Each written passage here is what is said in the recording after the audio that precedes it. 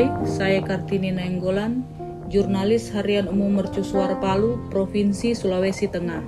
Saya salah satu penerima program Fellowship Citra Dayanita tahun 2019 dari Perhimpunan Pengembangan Media Nusantara.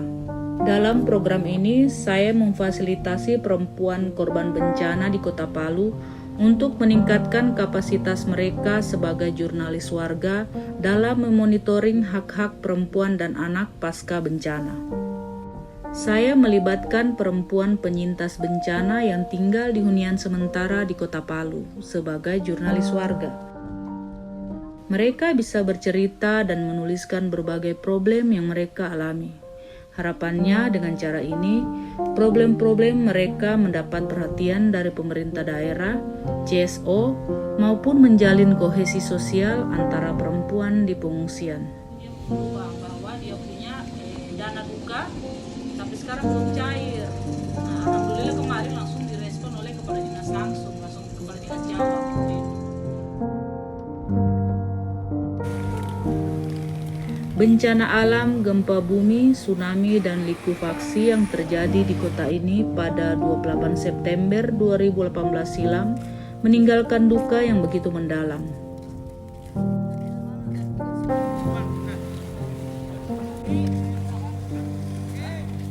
Ribuan jiwa yang menjadi korban bencana sampai saat ini masih tinggal di tenda-tenda pengungsian maupun hunian sementara yang disediakan pemerintah serta pihak swasta. Perempuan dan anak merupakan kelompok yang paling rentan mengalami kekerasan gender, gangguan kesehatan, dan beban ganda dalam kondisi pasca bencana.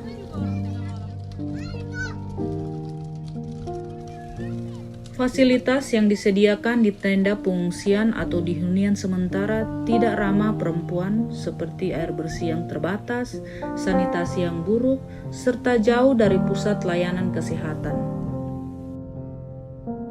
Tidak adanya sokongan ekonomi membuat perempuan memiliki beban ganda sebagai pencari nafkah utama sekaligus mengurus pekerjaan domestik mereka.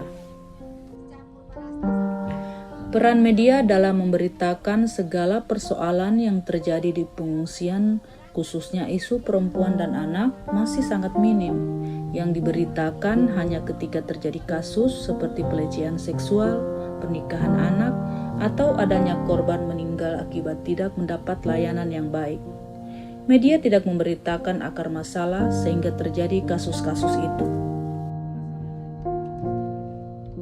Agar problem-problem para penyintas di tenda pengungsian maupun di hunian sementara mendapat perhatian, saya memfasilitasi para perempuan penyintas bencana sebagai jurnalis warga. Dimulai dengan memberikan pemahaman tentang pentingnya jurnalis warga melalui workshop jurnalisme hingga pelatihan jurnalis warga.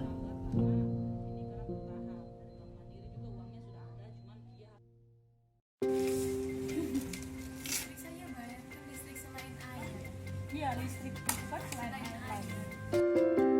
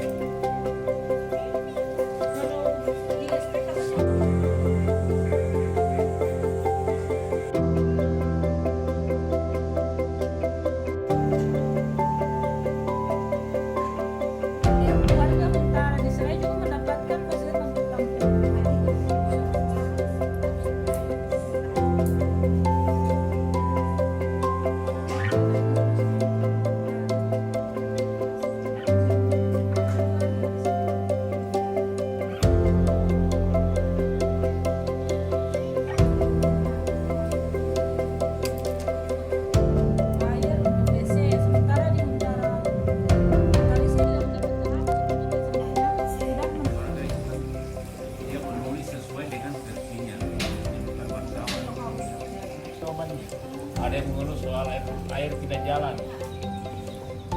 Begitu besoknya dibaca sudah dengan jawabannya, ada jawaban dari PDAM.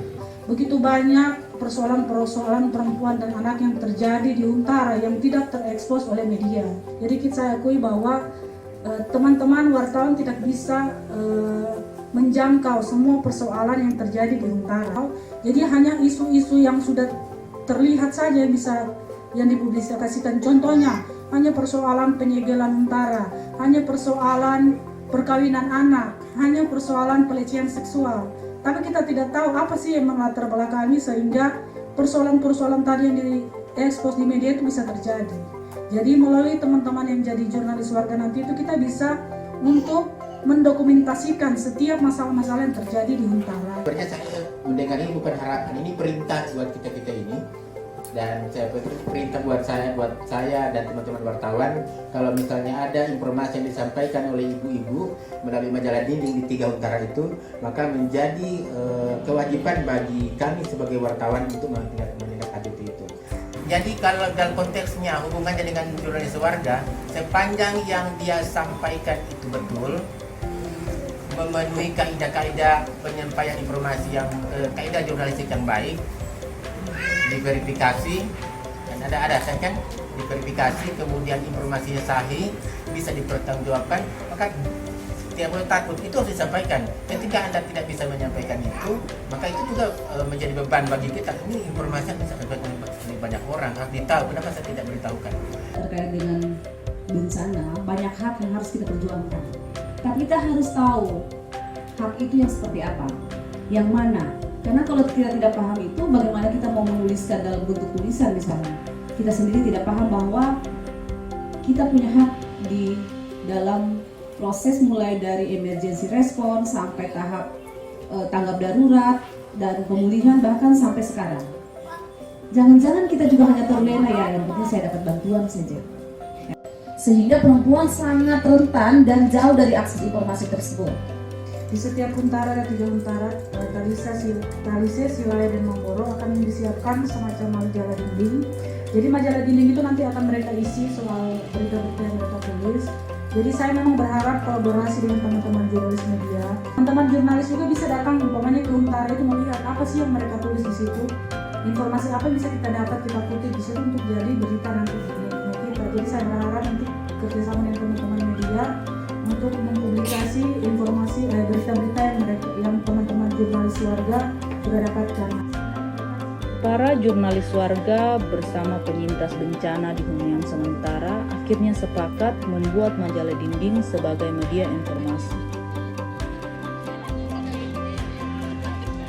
Problem-problem yang dihadapi mereka dokumentasikan sendiri, kemudian dipublikasikan melalui majalah dinding tersebut, sehingga warga yang tinggal di hunian sementara bisa lebih mudah mengakses informasi.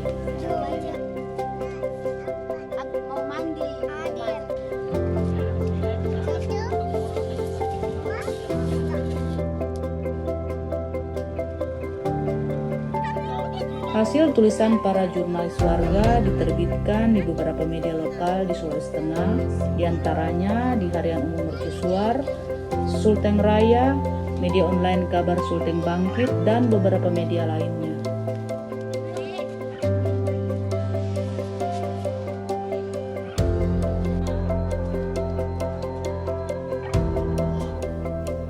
Di tengah perjalanan program ini, bencana kedua kembali dialami oleh para penyintas bencana di Kota Palu, Provinsi Sulawesi Tengah, yaitu adanya wabah virus corona atau COVID-19.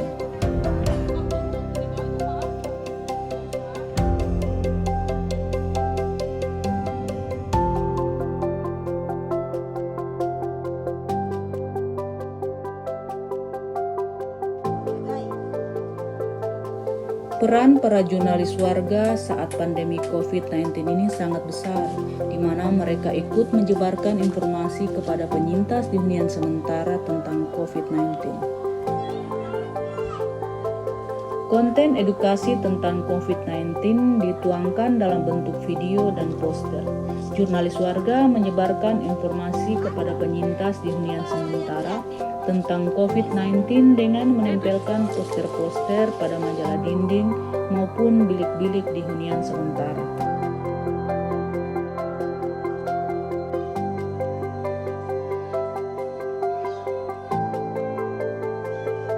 Konten edukasi tentang COVID-19 juga diterjemahkan dalam bahasa daerah KAI, mengingat korban bencana yang tinggal di hunian sementara sebagian besar adalah penduduk asli KAI. Saya berharap keberadaan jurnalis warga di Huntara ini tetap bertahan untuk terus memonitoring